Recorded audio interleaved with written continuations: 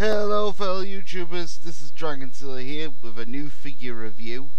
This is my 7th review and the 3rd on the Safari Ltd Mythical Realms series.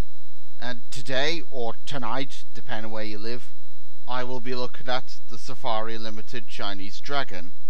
And to those who don't know what a Chinese dragon is, I'm sure most of you will know, but to those who don't, here's the concept.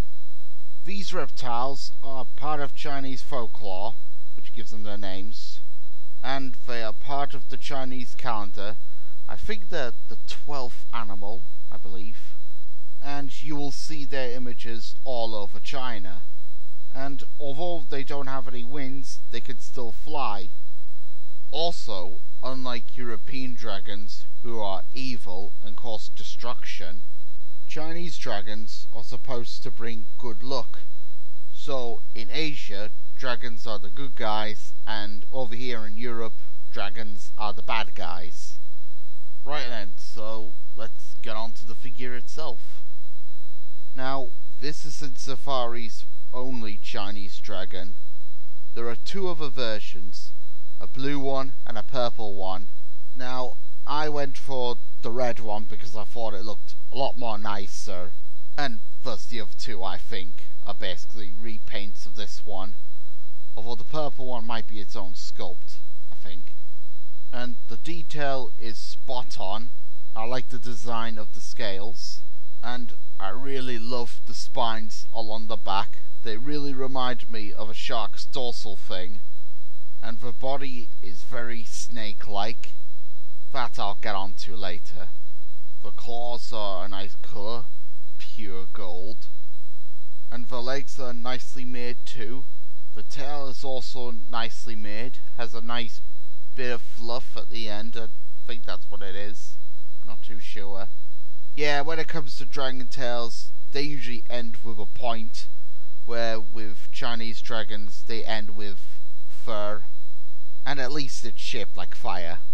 The head is nicely made. They've really captured the likeness. On camera, the whiskers may appear to be red, but in the flesh they're a mixture of gold and red. However, the best part of this figure, in my opinion, are the eyes. They really remind me of the eyes of the GMK Godzilla, because of the blankness. The mane and the antlers are very good. At least, I think those are antlers. The horns on the head, they do remind me of deer antlers. The underbelly is very nice, as well as the neck.